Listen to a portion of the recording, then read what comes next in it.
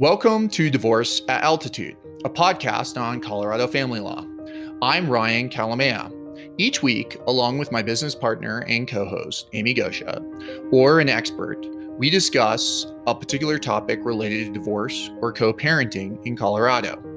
In addition, we have created a short series of lessons that will take you through the legal process of divorce and answer your questions, from simple to complex. Divorce isn't easy. The end of a marriage, especially when children are involved, brings a great deal of loss and change. We hope these practical tips and insights will help you on your journey to a new and better life.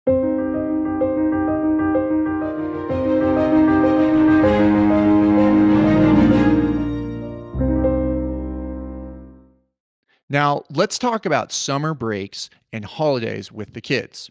Before we get into some general guidelines and some tips, one thing I'll note is that these times can be some of the most challenging when you're going through a divorce, and especially the first year after a divorce, because when you're spending it on your own, a holiday, it can really magnify how much things have changed in your family. But if you think ahead and you communicate effectively, it's more likely that you and your children are going to thrive as opposed to get bogged down in some petty fight about what time Christmas dinner is and who's picking up the kids. First, let's talk about holidays. There's some common ways that parents divide and share holiday time in a parenting plan. One option is to alternate the holidays every other year. For example, you can say that the father gets Thanksgiving or in the break on odd number years, and then the mother gets an even numbered years. With this arrangement, you won't miss spending a holiday with your children more than 1 year in a row. Another option is you split the holiday in half. You can split the day of the holiday so that your child spends part of the day with each parent. This arrangement requires planning and coordination because you don't want your child to spend holidays traveling all day. It also requires the parents to be in proximity to one another on that particular holiday.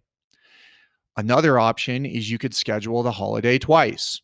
You could schedule time for each parent to celebrate a holiday, for example, a birthday, with your child two different times.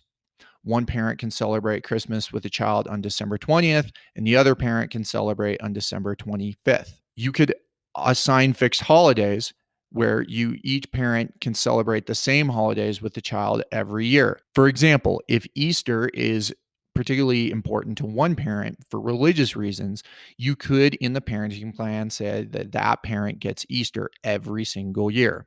Normally, however, there needs to be some sort of trade-off or allocation to the other parent of particular parenting time.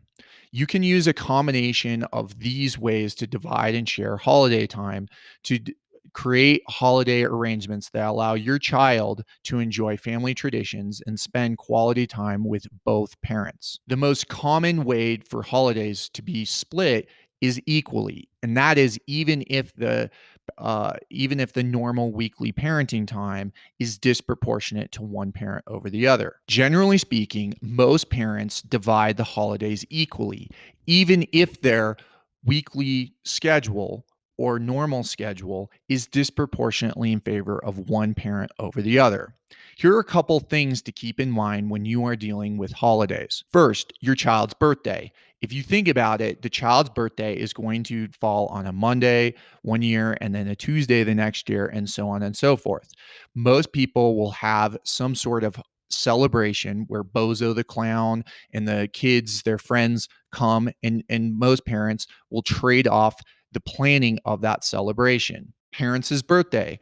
Is it so important for the kids to spend time with you on your birthday? Again, you're going to have to take into consideration that your birthday is going to be on a different day each year, each subsequent year. 3-day weekends. These holidays include Martin Luther King Jr. Day, President's Day, Memorial Day, Labor Day, and Columbus Day. Parents can alternate the 3-day weekends. They can split the weekends, or they could give the Monday to the parent that has that particular weekend. The more that you throw these kinds of holidays, the birthdays, Halloween, 3-day weekends, the more likely it is that there's going to be communication issues because they will disrupt the normal weekly parenting time. That will work for some people, but it may cause unnecessary conflict for others.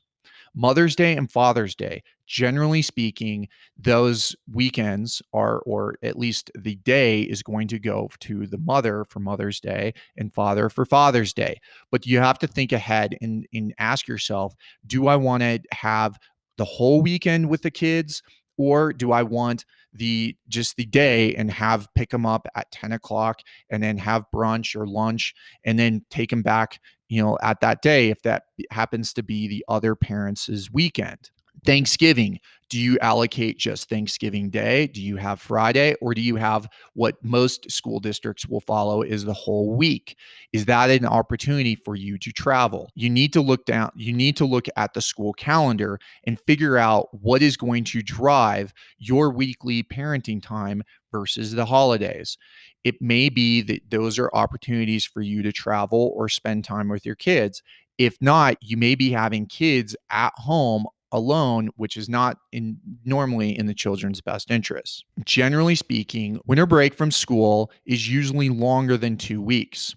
What you can do is you can split the break in half so that if one year it's 18 days and then the next year it's 17 days, you at least have some sort of process by which you divide the winter break instead of having a particular day. But you need to keep in mind that there could be odd number of days in a particular winter break, and you need to think about how you handle that. Do you trade it off? Does one parent always get it? So on and so forth. Other things to take into consideration. Christmas, if that's important to you, if you celebrate Christmas, it generally falls on the first half of winter break. So what oftentimes people will do is they'll trade off the first half of winter break. Another thing to keep in mind is that Christmas you may want to deal with or split on that particular day. So you could say that the mom gets the first half of winter break in the even numbered years, but that the father will have Christmas Day from, let's say, 12 o'clock until 4 o'clock on Christmas Day to exchange gifts. Of course, that's going to require both parents to be in the general geographic proximity to one another. And people often will travel over the first half or over winter break just in general. A couple other things to keep in mind when you are dealing with holidays is particular religious holidays, state holidays, or days when your child is out of school, like teacher preparation days, in service days, or in some cases, fall break. As we'll get into with summer break, which I'll discuss next, like summer vacations, there is a lot to think about when you build a holiday schedule. As I said before, one of the things that we recommend is sitting down and looking at the school calendar as well as just a general calendar and building out your weekly parenting time and your normal parenting time and overlaying your holiday and summer vacation. When you look at a calendar, you often will see various conflicts or issues that may arise. So, for example, a midweek holiday, such as a birthday or July 4th or Halloween, might come into conflict with your weekly schedule. As you'll see with summer vacation, there's a lot to think about when dealing with holiday schedules. One thing that I recommend is to sit down with a school calendar if your kids are in school, but at a minimum, sit down with a calendar and look at your weekly normal parenting time and then look at the holidays and see how they match up. There's going to be things that you see on a calendar that if you just were to write out a weekly parenting time and then throw in the holidays that you won't anticipate. For example, if you have alternating weeks of parenting time as your normal schedule, and then you throw in a Thanksgiving break and you allocate that the whole week, there is a circumstance in which one parent could get the week before Thanksgiving break, that Thanksgiving break for that year, and then the normal Thanksgiving or normal week after Thanksgiving to result in 3 weeks straight of parenting time. Is that really what you intend? Probably not. But as we'll get into for summer breaks, you need to think about the language that you use in your parenting plan and what's going to work for you and your kids for years to come. Okay, let's now talk about summer break. First, you have to decide what the time frame is that you're talking about.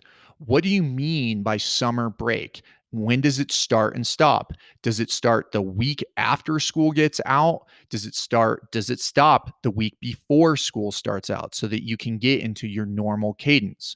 What exactly do you mean when you say summer break? Second, do you change the normal weekly parenting time during summer break as you've defined it? Some parents will flip flop, and for example, in a relocation parenting plan, and all of a sudden, summer break is completely different and flipped on its head. Whereas one parent may get substantially more time during summer break compared to the other. The third option is that you have a particular amount that each parent gets of vacation summertime. It could be 1 week, it could be 2 weeks. Do you have 2 weeks straight or do they have to be broken up? How does that compare to your weekly parenting time? Is it something in addition? And if so, how long can one parent have the kids for a given time period?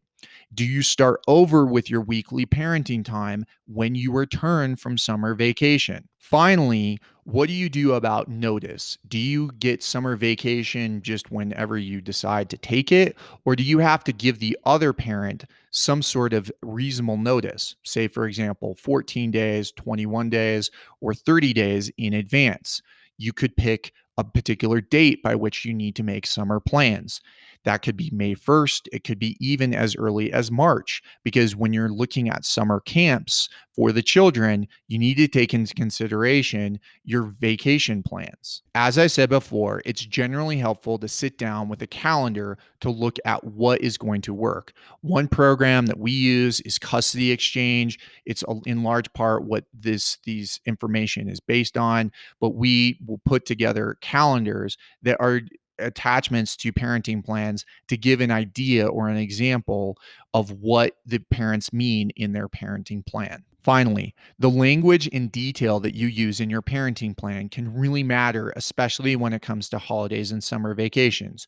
You and me do not like getting phone calls on the night of Christmas Eve because you weren't specific about what time the kids were going to be picked up, and now you're getting into an argument.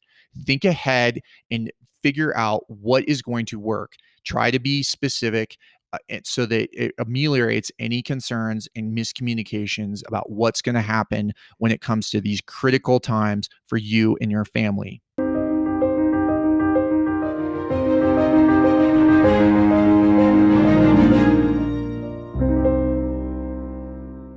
Thanks for listening or watching this short lesson on the Divorce at Altitude podcast. If you found this helpful, please leave a review or share with a friend. It does help for others that are going through or thinking about a divorce in Colorado. If you want to find out more information, please visit kalamaya.law or divorcealtitude.com, and that's KALAMAYA.law. Remember, this is educational information. It's not intended to be legal advice. Please consult with an attorney about the particulars of your case. We're happy to answer questions. Feel free to give us a call at 970 315 2365.